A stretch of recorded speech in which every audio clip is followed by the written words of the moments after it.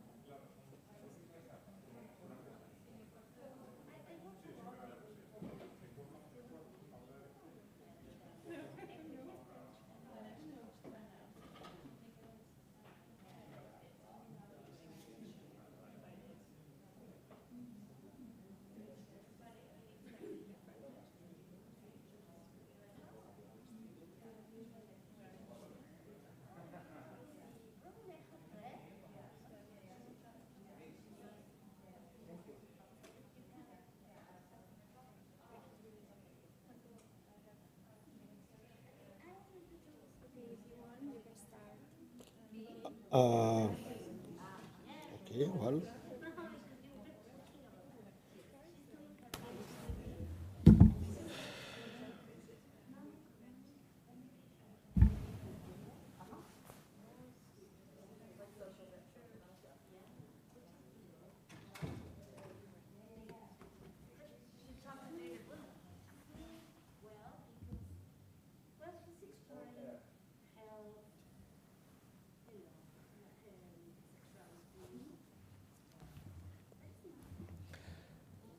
Good afternoon. Welcome to this head talk on higher education reset, leveraging open content. My name is Tawfik JELASSI. I'm Assistant Director General of UNESCO, in charge of communication and information in our headquarter office in Paris. So we can say, why such a topic? Why now? What is the issue that we try to address? What is the problem that we try to solve? And how to resolve it? So let me start with a framework. What we have seen recently, especially with the COVID-19 pandemic, we have seen an increasing digital disruption. Certainly, first of all, disruption of our normal lives. Disruption of education, disruption of learning. And if anything, the COVID-19 pandemic has exacerbated, I would say, the inequalities in society, has deepened the digital divide. It's not only digital divide, it's digital and knowledge divides. Those who are connected were able to continue their education online. Those who couldn't be connected to the internet, they didn't have the infrastructure, or they couldn't financially afford subscription to internet and the like, were left behind. So this digital disruption, of course, is still with us. The pandemic is still with us. It's not gone forever. So the question is, what have we learned from that pandemic? What lessons, what takeaways? And how can we better prepare ourselves for next global crisis? God forbid, of course. We don't want to see other pandemics. But, we have to be proactive instead of being taken by surprise, as it happened March 2020 with the COVID-19. We have to prepare and rethink. That's the word, reset higher education, reset the university system. We have to rethink, maybe to reinvent to some extent, because we know business is not as usual anymore. We talk about the new normal that we have now, and is likely to stay with us. And what we are suggesting here, based on our work at UNESCO, is we should join forces, we should join our actions to leverage open content, to leverage open science, in order to foster information and knowledge accessibility. So, I mentioned UNESCO. You might say, why is it you trying to advocate, trying to preach this message? Clearly, UNESCO constitutional mandate has in it the support of the free exchange of ideas and knowledge. This is at the heart of the constitution of UNESCO. We are, as you know, the specialized United Nations agency specialized in education, science, culture, communication, and information. But if you look at the Human Rights Declaration, we see in Article 19 a statement saying, the right to receive and impart information and ideas through any media, regardless of frontiers. We know in a number of countries around the world, education has become a human right. In many countries, it did become many decades ago, compulsory. It's not an option. You choose to educate your kids or not. It is compulsory for all. At least basic education, primary education, and secondary education. But gradually, of course, you need to have the higher education skill set in order to offer yourself more opportunities in a highly competitive, increasingly global labor market. And the last quotation I want to mention here is the UN Declaration of Human Rights in Article 26, which talks about giving citizens the right to education. And this is seen as one of the human rights. So when I talk about a digital and knowledge divides, how can we ensure that citizens have access to education and to knowledge? How can we ensure that they have this right, which they are entitled to? More recently, the United Nations Secretary General, Mr. Antonio Guterres, talked about or proposed a roadmap for digital cooperation. And let me read here a statement from that. He says, digital technology does not exist in a vacuum. It has enormous potential for positive change, but can also reinforce and magnify existing fault lines and worsen economic and other inequalities. We know this. It goes even beyond education. We know the danger, the negative side, the harmful side of technology. This is called misinformation, disinformation, fake news, hate speech online, etc., etc., online harassment of journalists, especially women journalists, etc., etc. So how can we leverage, how can we maximize the positive side of technology while trying to neutralize the negative side of technology? I think this is a very important issue before us worldwide. We know what has happened with the war in Ukraine. We know to what extent misinformation became a geopolitical issue, became a national security issue. So this is not something on the side to say, yeah, if you can address it, great. If you cannot, we can live with it. I think the negative impact of technology has been increasing lately, and this warrants our careful attention and not only talk. It warrants action to try to, as the statement says, try to leverage the potential for positive change while minimizing the negative side of it and the fault lines. And keep in mind, technology is not an end in itself. Technology is a means to an end. And we'll see in a minute how it can be a means to an end in higher education. There has been increasing talk about what you call the common public goods, and I want to focus on the common digital public goods. Open content is one of them. UNESCO has recently voted, to be more precise, the 193 member states of UNESCO have adopted the Open Educational Resource Recommendation, which I will elaborate on in a minute. This past November, the General Conference of UNESCO has also adopted an Open Science Recommendation. So these are, I would say, the bricks to a construction. What is the new construction? We have to allow everyone to access, to use, to share, to leverage knowledge for further knowledge production or simply for education and for learning. So I use these terms, I need now to define them, as to make sure that we have a common understanding of what we mean by them. So maybe you cannot easily read this slide. Let me help you here. Open educational resources are learning, teaching, and research materials in any formatted medium that reside in the public domain or are under copyrights that have been released under an open license. This permits no-cost access, reuse, repurpose, adaptation, and redistribution by others. A few years ago, I used to be Minister of Higher Education in my home country, Tunisia. And I can tell, the bulk of my career actually is university professor and researcher. When I talk to fellow colleagues in developing countries, and they have seen it firsthand, how frustrating and how sad it is when the young researchers or the recent PhD holders cannot do research because they have no access to the latest research publications and findings. And quite often they submit research papers based on literature review that goes back to the time they obtained their PhD or doctoral thesis.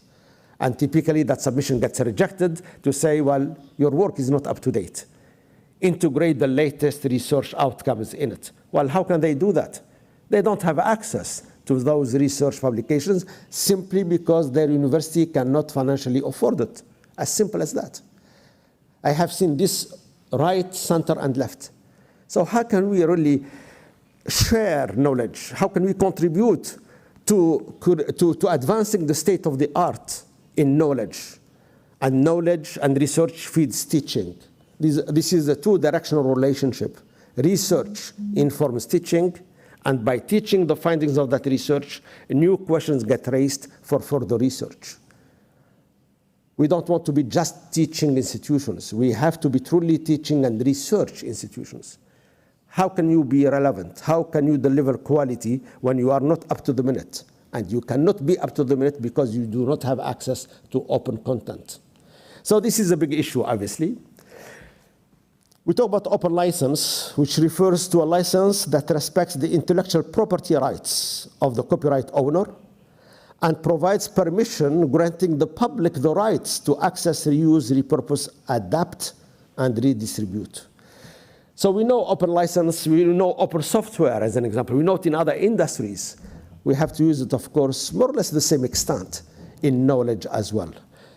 And finally, open access to knowledge consists of knowledge resources that are made available in the public domain for public access or public consumption at large scale without any hindrance of subscription fee or access charges. This is the issue I mentioned a few minutes ago. So this is the issue. This is the problem. Universities want to excel in teaching, in knowledge production, in research output. How can you excel if you are not up to date? Because then you may become less relevant or less impactful if you don't know what is the state of the art in that domain. So the question now is, how can we leverage open content and open access to scientific research? I mentioned the lower part briefly, how to optimize public investments. Again, we are back to the means to lift up educational quality. If we have the means, we can go a certain distance. If we don't have the means, then difficult. The question becomes, shall I settle for few universities in this country or whatever country so I can save some money to subscribe to research publications, academic journals, and the like? Or shall I use those means maybe to open more universities, more schools, hire teachers, but I cannot afford that? It becomes a zero-sum game. How can I optimize public investment here in higher education? Here the hypothesis is that open educational resources and open access to scientific material is one possible solution to avoid this zero-sum game, because then we can share north to south, south to south. We can collaborate, we can leverage, we can join forces. What is the glue here? What is the corporate glue between universities across borders? It is information, it is knowledge. So that's why I'm saying this helps ensure diversification and flexibility in curriculum, in courses, in programs, and ultimately, it could help us support gender equality and the inclusion of vulnerable groups. I know at this conference, and I think after my talk, there are also sessions and head talks on these issues of how to be more inclusive, how to cater to vulnerable groups in society, how to ensure true gender equality. We talked today about gender justice, not just gender equality. So a number of issues which are at a societal level, which are very important. Because we know in a number of countries, especially in the developing world, sometimes girls are not able to push far enough their higher education studies. So that's why the gender issue becomes important as well. Inclusion. Those who obviously come from maybe needy households, those who are coming from rural areas, that their parents push them to help them stay and give a hand to work the land instead of pushing education further. So what I'm saying, this goes way beyond research and teaching. This has a major societal impact across different groups, across gender and the like. And of course, the last mention here is we need to foster the digital competencies. Because when we talk about open content, when we talk about open educational resources, these are internet supported. The sharing happens online through the internet. And that's why we need a minimum set of digital competencies in order to properly, adequately use this type of online resources. Of course, there are issues of quality. We have to be relevant as well. We want quality higher education that is relevant to multiple stakeholders, including to employers. Otherwise, what's the point of educating the masses? And they know what I'm talking about. In my home country, when I was minister, the jobless rate among university graduates is 32%. 1 in every 3 university graduates is a long-time jobless person. Where is the dignity of that person who has to stay living with his or her parents, depending on the pocket money that his family gives him? Where is the dignity of a person who studied 5, 6 years to get a bachelor, a master's degree, sometimes even a PhD, and ending up without a job? So the relevance issue is key here. We think we deliver quality education, but of course, one stakeholder called employers can tell whether that skill set, competency set is relevant or not for that person to be hired or not.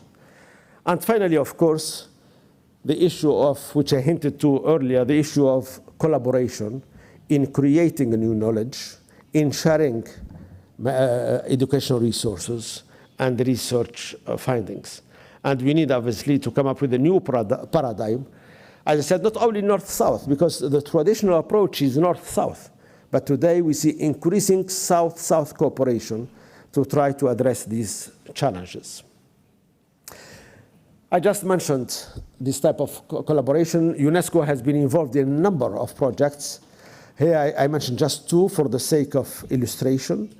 One, which is between Mexico and Angola, to put in place an open access platform, a repository to pool resources across these 2 countries.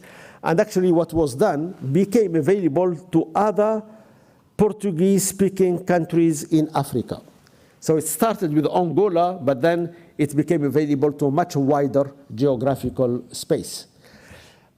Second example, briefly, open OER, open educational resources, what we have done, including setting up a chair in New Zealand, but also working with the Université Virtuelle Numérique of France and the Virtual University of Senegal to translate and contextualize a digital competency course on open licensing.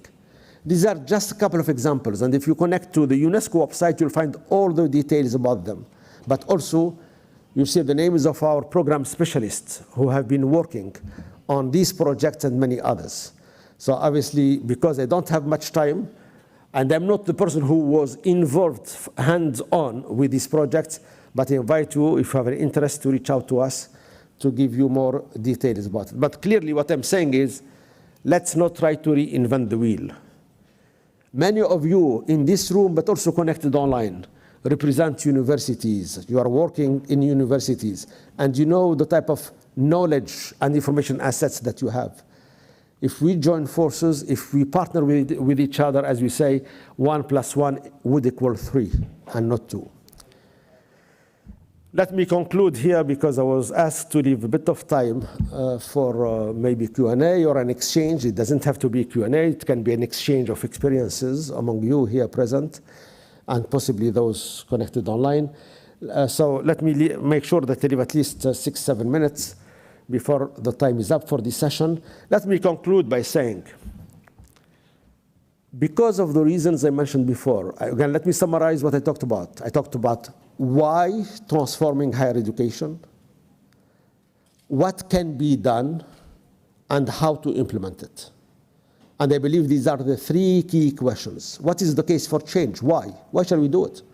Higher education and universities have existed for so many decades, for centuries. University of Bologna in Europe, next door, is maybe one of the oldest in the world, and there are many other examples. So of course, because the challenges of today maybe are unique, if you look at recent history at least. I mentioned the COVID that has really shown or brought to the fore this knowledge divide in society. We always talk about digital divide, but sometimes we overlooked the knowledge divide. What would you tell a young man or woman that couldn't continue studying? What would you tell him or her? What's the excuse? That we don't have material online? That we don't know how to teach online? That our professors are not fit for e-learning, for online pedagogy? That's what I'm saying, that this is the time to draw the lessons from the pandemic and to say, let's be proactive or preventive, and let's prepare ourselves for the 21st century higher education. It's not only to protect us from future pandemics or crises, but more than that. Today, people want flexibility. I want to learn anytime, anywhere, through any device, whatever I want. That cannot be delivered in a classroom. We know that. It cannot be delivered in an auditorium, because there you try to reach to, quote unquote, the mass, whether it's 20 students or 200 students. How can you personalize? You cannot personalize. The same message goes to all. For some, it's not adding much value. It could be even boring. For others, it's a new stuff. So how can you, the only way to personalize is through online education and digital learning. That's expensive. That is not easy. And that's why we need these open educational resources. That's why we need this open access to scientific research. So that's the first block, openness and accessibility to all. Second, I mentioned the gender challenge, gender equality. I talked even about gender justice beyond equality. Thirdly, it has to be truly multi-stakeholder approach. UNESCO is not a private sector, is not a public sector. UNESCO is an intergovernmental United Nations organization, but it works with public sector, the 193 member states we have. It works with private companies, including the technology companies. It works with civil society. It works with academia, research institutions.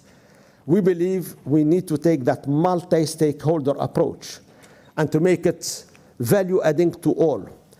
Why? Because if you want to achieve truly the Sustainable Development Goals, there are here a number of them involved through this topic I addressed. The number one is SDG 4, of course. How can we provide quality education to all? Second, SDG number 5, how to achieve gender equality. Thirdly, SDG number 9, how to foster innovation. Number 10, SDG 10, how to reduce inequalities within and across countries. SDG 16, how to build peace, justice, and strong institutions, including educational institutions. And finally, SDG 17, how to partner with each other to achieve these Sustainable Development Goals. So I hope that you see this topic I try to address in this wider context and in the context of the Sustainable Development Goals, and to do it not only in a multi-stakeholder approach, but through an inclusive approach as well. I think if we address it this way, hopefully we will not leave some people behind. Thank you very much.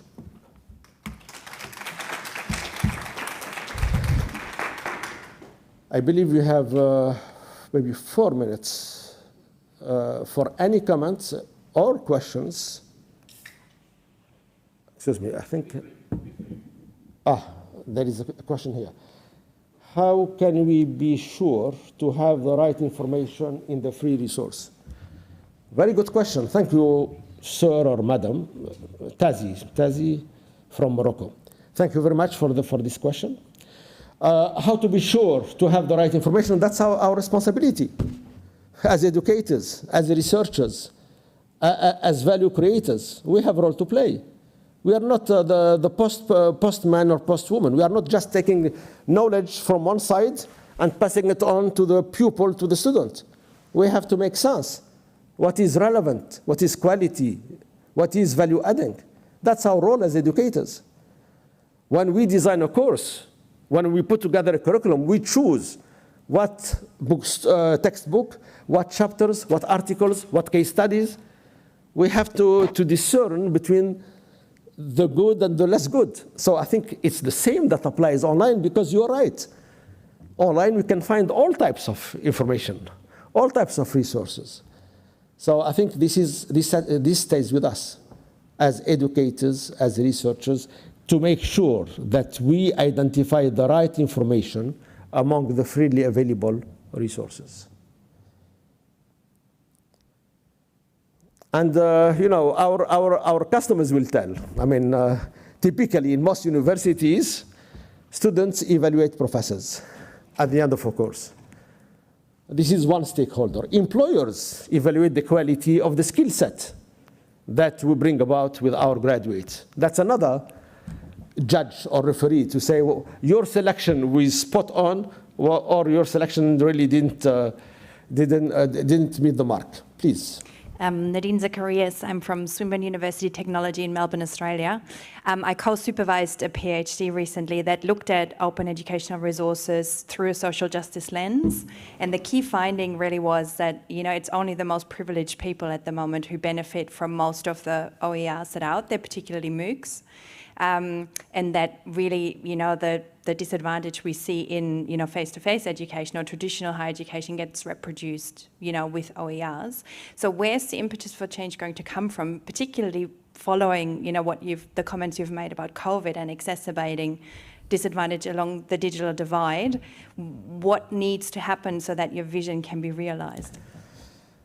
Thank you very much. This is a good question. I believe, the saying, it takes two parties to tango. This has to be pushed from the top. I mentioned the ministries of higher education, the top officials in that setup. But also I would say people at a lower level, relatively speaking, deans, university presidents, professors, researchers. This has to be a collective effort for it to take off in a big substantial way, not to remain a small pilot study or a little experiment here and there. What you mentioned, what you are doing in Australia is remarkable. But you know yourself, how many other higher education or education institutions in Australia are doing what you just briefly described? Not that many in a number of countries. So when I say we need to rethink higher education or to reinvent learning in the 21st century, because technology are the news. You might say, why now? Because technology allows new ways of thinking, of creating content, of delivering that knowledge, but also the peer-to-peer interactions, not only the old way, from a professor to an audience. Today, also the peer-to-peer.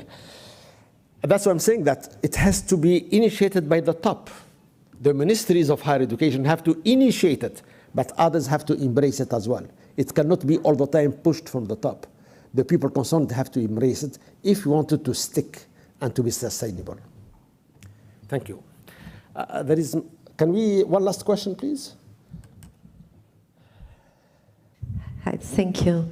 Virginia Rodés here from Uruguay. I'm UNESCO Chair on Open Education. Very glad to meet you and everybody here. My question is that universities have three main functions: education, research, and third mission, mostly in Latin America. Third mission is very important. What is the third mission? Extension, or being in the community, okay, working with the community. The OER and open science recommendations can bring a transformative approach for those missions. So what do you suggest to advance in this adoption and interconnection between those recommendations, OER recommendation and open science recommendation? Thank you for your question. I just returned last week from your beautiful country, Uruguay, where UNESCO held the World Press Freedom Conference in Punta del Este. I had many discussions with your Minister of Education, Mr. Pablo da Silveira, and also the Secretary of State, Ana Ribeiro, on these issues. So clearly, you said universities have research, teaching, and community dimensions to their work. As I said, you know, I don't think that you have to wait for the Ministry of Higher Education or of Education to initiate, because university can decide. In many countries, you have the autonomy to decide what you want to do. What your colleague from Australia told us, maybe it's just at the university level that it was decided to go down the OER route. So whether it is national higher education policy and reform, whether it is a university initiative, bottom-up, you can even differentiate yourself from others through that, because we know the output of it. Hopefully, higher quality education, hopefully more relevant, up-to-date research and findings, and of course, this ultimately will serve your community and your stakeholders at large. So I don't think, I hope I didn't try, I hope some of you did not perceive my message like, wait until the ministry initiates something. No, you don't have to wait for that. I mean, this is more like being the educational entrepreneur that tries to leverage technology and new developments in whatever you do, your curriculum, your courses, your programs. So when I say join forces, I didn't mean a mutually exclusive approach. It is to the contrary, in an inclusive multi-stakeholder way, but I'm saying that if that is not in place, I think you should not give up. I think you can start on your own and show the world, show your community, show your country how you can best leverage this. That's what I would say. Thank you for your question.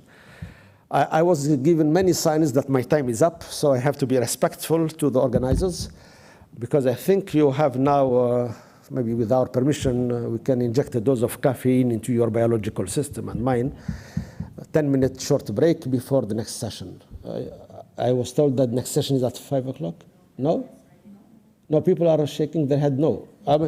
Let me ask the organizers, is my time up or not? I mean, there was a lady telling me, stop, stop, stop. She said this 4 minutes ago.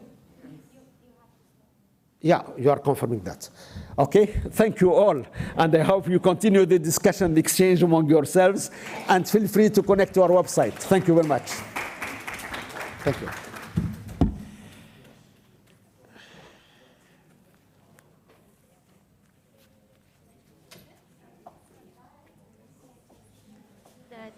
We have 30 minutes. Okay.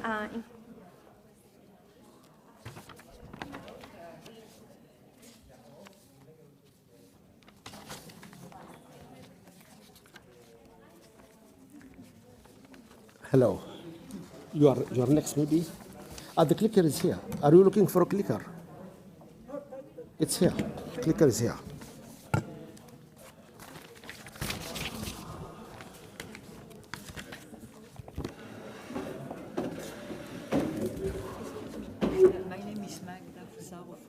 University in Montreal. I missed your introduction, but you are the ADG for the communication and information sector. That's correct.